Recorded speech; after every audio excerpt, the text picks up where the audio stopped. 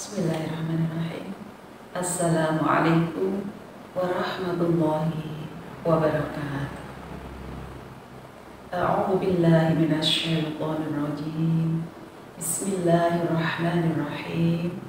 Ya ayyuhalladzina amanu kutiba 'alaikumus syiyamu kama kutiba 'alal ladzina min qablikum la'allakum tattaqun.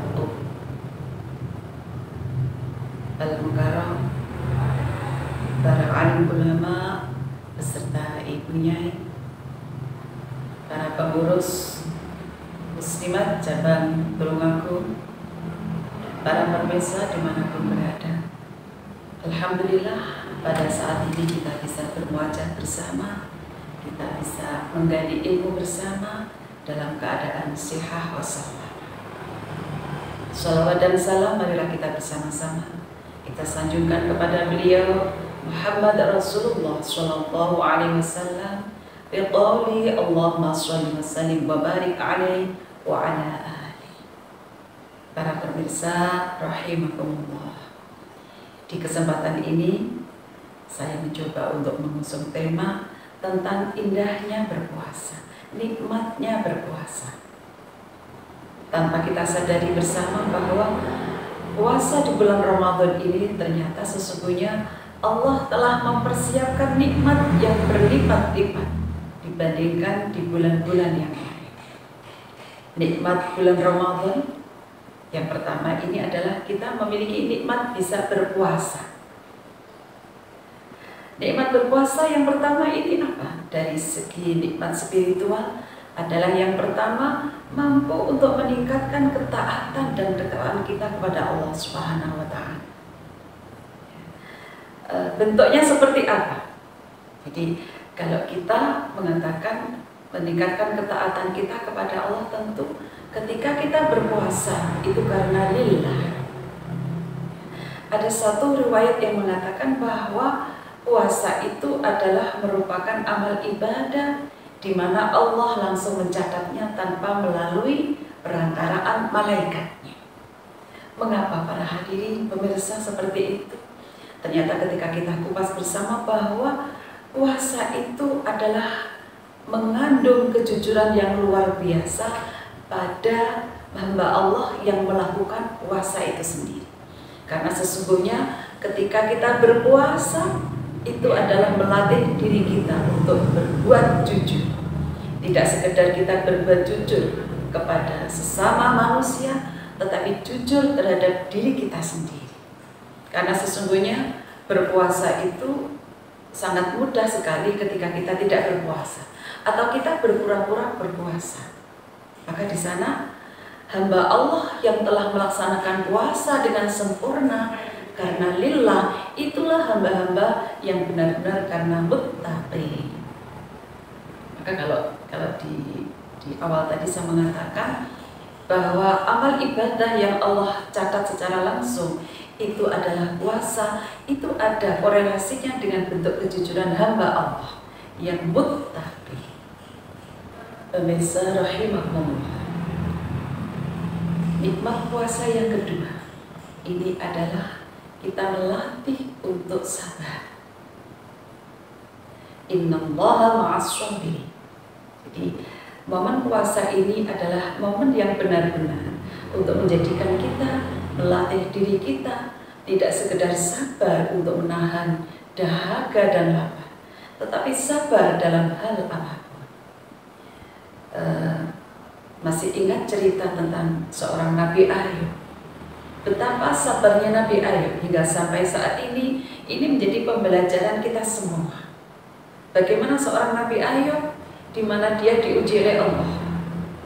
Di awal berkehidupan, Allah memberikan kelimpahan banyak harta. Tetapi Allah mengujinya dengan cara menjatuhkan dia menjadi seorang yang miskin. Kemudian Allah masih menguji kembali kepada seorang Nabi Ayub, yakni dengan kesehatannya yang menurun, di mana penyakitnya ini, kulitnya ini mengelupas dan mengandung bau yang tidak enak, sehingga keadaan Nabi Ayub ini sungguh memprihatinkan. Handai taulah sahabat istri, keluarga itu meninggalkannya karena merasa jijik atas penyakit Nabi Ayub. Tetapi Nabi Ayub, subhanallah, betapa mereka menerima semua itu dengan ikhlas, menerima semua itu dengan sabar, karena mereka berkeyakinan bahwa Allah itu telah mengujinya. Beliau menyadari bahwa apa yang ada dalam dirinya sepenuhnya itu adalah merupakan hak Allah. Sehingga Nabi Ayub sebagai hamba Allah hanyalah melakukan atas apa yang Allah berikan kepadanya. Maka di sana ketika Nabi Ayub itu menghadapi semua itu dalam keadaan sabar, maka Allah menggantinya berlipat-lipat dengan ketakwaannya, dengan menggugah derajat beliau. Maka ini di momen puasa ini, marilah pembelajaran dari Nabi Ayub ini menjadi pembelajaran kita semua. Dengan berpuasa ini, kalau kita derajat kita mungkin eman-eman kalau puasa kita itu batal. Yang membatalkan puasa tentu banyak, bukan sekedar kita makan atau minum. Jadi sabar di sana, sabar dalam hal apa? Sesungguhnya hakiki puasa itu tidak hanya sekedar menahan dari dahaga dan lapar, tapi lebih dari itu. Maka di sana ketika orang itu lulus dalam ujiannya, maka puasa beliau adalah termasuk ibadah yang muttaqin, kelompok orang-orang yang muttaqin. Kemudian nikmat yang ketiga dari sisi spiritual adalah menjadikan kita menumbuhkan rasa empati kepada yang lain.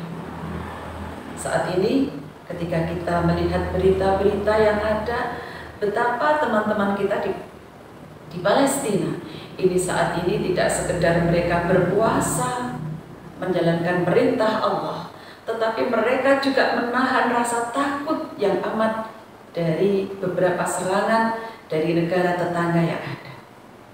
Jadi, ketika kita melihat seperti itu, tentu doa kita tidak untuk diri kita sendiri, doa kita tidak untuk keluarga kita sendiri, tetapi doa kita harus kita munculkan sampai di sana. Apa yang bisa kita lakukan? Minimal adalah kita mendoakan teman-teman yang ada di sana. Kemudian bentuk empati kita yang kedua apa? Apabila kita memiliki sebagian harta, maka berikanlah, salurkanlah harta itu untuk mereka.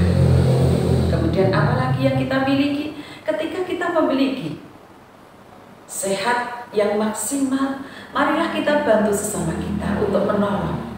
Dengan cara apa? Meringankan mereka dengan cara membantu. Kalau ada orang yang sakit, mari kita bersama-sama untuk memotivasi mereka agar mengurangi rasa sakit mereka, memotivasi mereka agar segera sembuh dan mendoakan mereka agar segera sehat kembali. Kalau kita memiliki otak yang cerdas, adalah membantu dengan cara menyedikitkan beban mereka, dengan memecahkan atau memberikan solusi yang harus dipecahkan dari permasalahan yang ada. Inilah tips-tips ketika kita diberikan Allah beberapa nikmat yang ada. Kemudian nikmat spiritual yang selanjutnya ini adalah membersihkan jiwa. Mengapa momen Ramadan ini adalah momen di mana kita ini adalah harus mengaca diri kita. Barangkali kesalahan yang ada dalam diri kita ini tentu kita belum bisa berintrospeksi diri. Ketika ada kesombongan, barangkali kita tidak menyadarinya. Tetapi di momen-momen ini Allah telah memberikan banyak hidayahnya kepada kita semua, karena puasa kita yang karena lillah, tentu Allah menjadi lebih dekat kepada kita. Sesungguhnya ketika Allah dekat kepada kita, sesungguhnya ketika kita dekat kepada Allah, Allah juga akan dekat kepada kita.